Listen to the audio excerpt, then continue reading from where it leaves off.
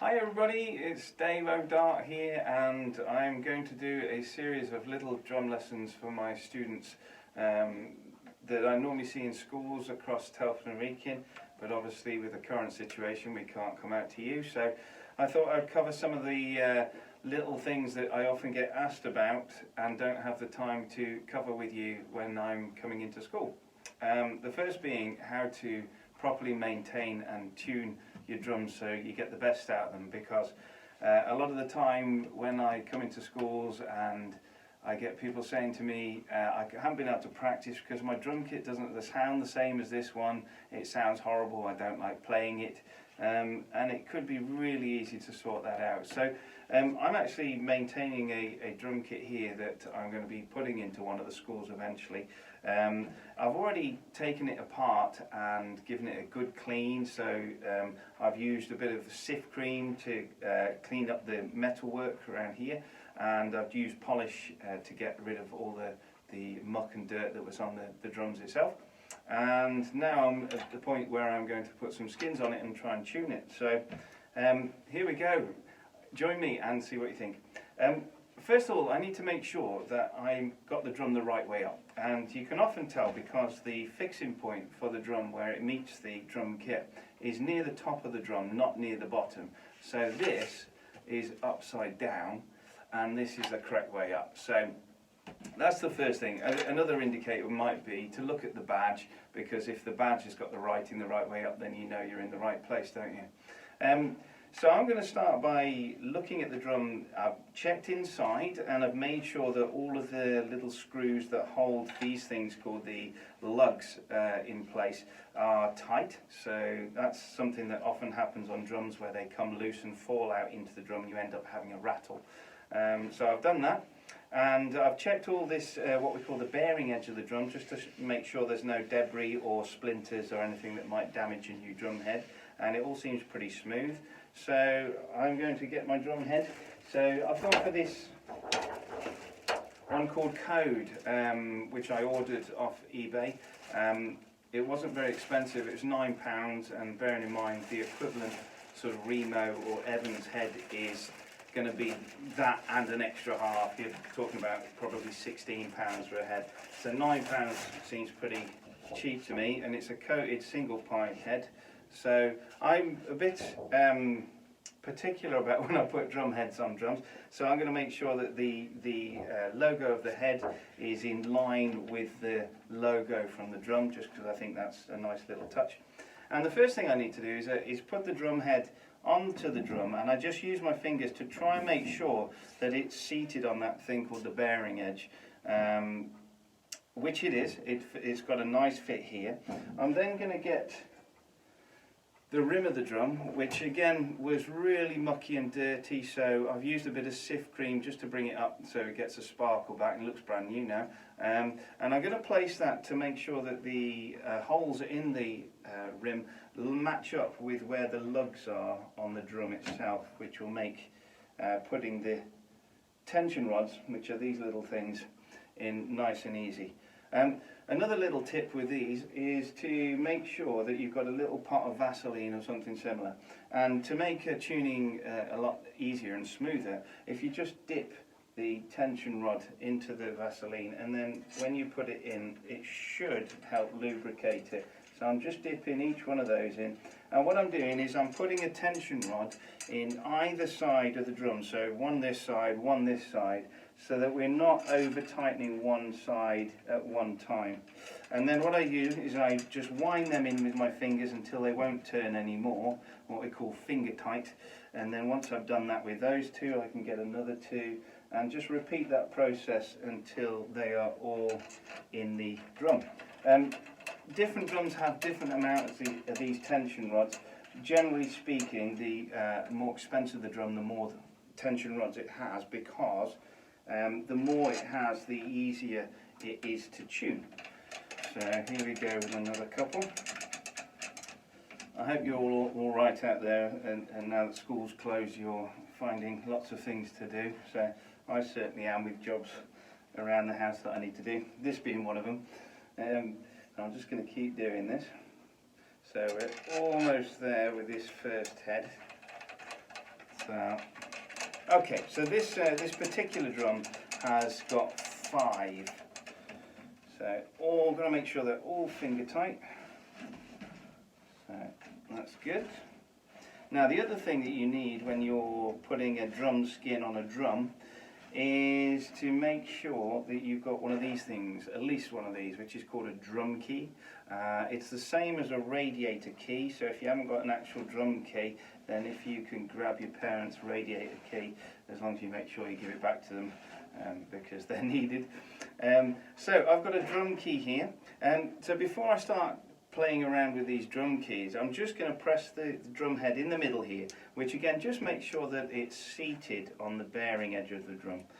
So, and then just double check that they're all finger tight, which they are, which is great. So at the moment the skin will be so flappy that, I see it's not too bad, but it sounds pretty flappy. So what I'm going to do is I'm going to put a drum key on either side of the drum, and I'm just going to start taking half turns. So I'm going to half turn there. And because this has got an unusual number of lugs, I'm going to do a half turn there, and this one was the missing one. Half turn there. And you can already hear the drum is starting to make a note.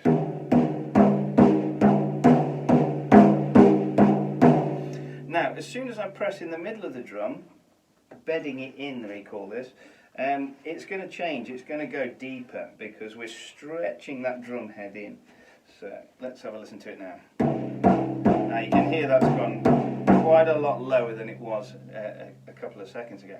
So again, get my drum keys, I'm going to do half a turn, and then here, half a turn, and then this odd one out, half a turn, and then have another listen.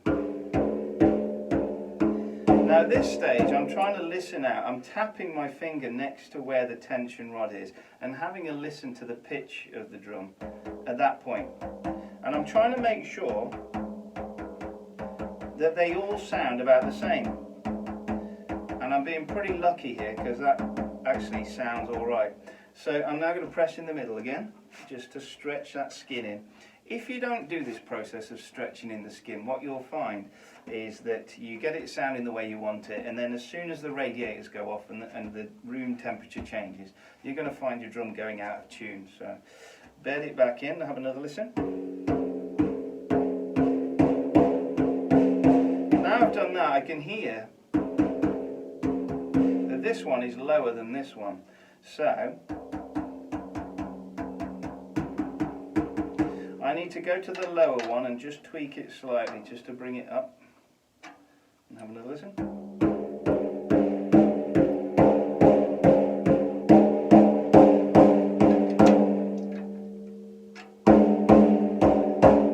Now I'm just doing little adjustments.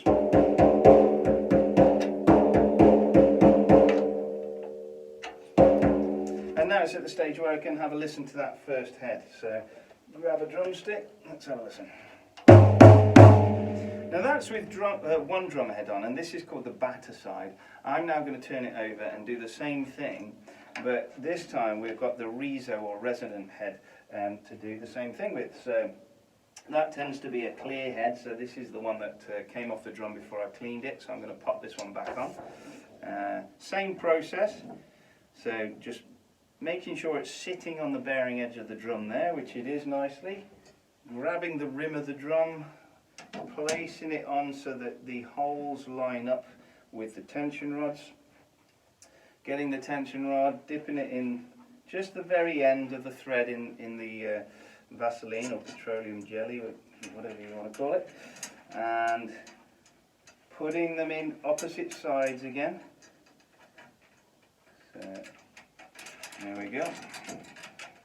Now turning them until they're finger tight. So that's about right.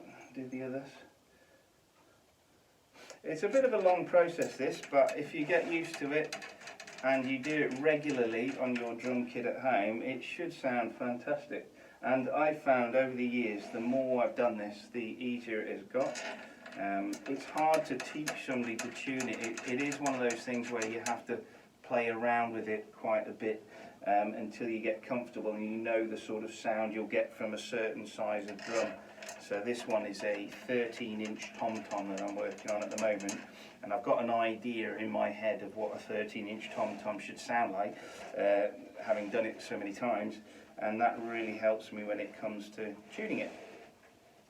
So again, I've made sure all of these are finger tight. Now with the resonant head, what I tend to do is I try to get it close to the sound of the batter head, the other side, but maybe just a little bit higher in pitch. So I've put these on finger tight. I'm going to press in the middle just to make sure it's bedded in.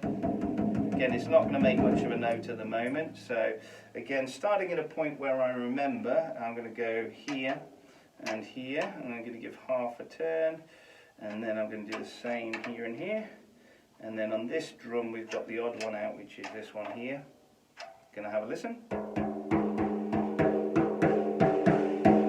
Again, that's not bad already, but I'm going to press it in the middle just to have a listen. Here it's gone down in pitch. So now I'm going to tweak it up a little bit more. Same here. Same here. Incidentally, these drum keys, if you don't have one, on eBay they're £1.50, so it's not a big purchase. Have another listen. And because I've gone through that and I've made sure that I finger tighten them and then doing very careful sort of the same motion with both hands, I've got a pretty even, bulletproof way getting an even sound around that drum. So now I'm just going to give it a quick wipe over with towel, and then hopefully when I hit it, when both heads are working together, it should sound nice. Job done. So that is how to tune a tom-tom. I'm going to do the same with my snare now and try and get that sounding good. But I hope that's been helpful for you, and obviously if you've got any questions, we'll have to try and find a way where you can email me or message me somehow through the music service, and then I'll answer those in due course. Alright, all the best, stay safe, cheers.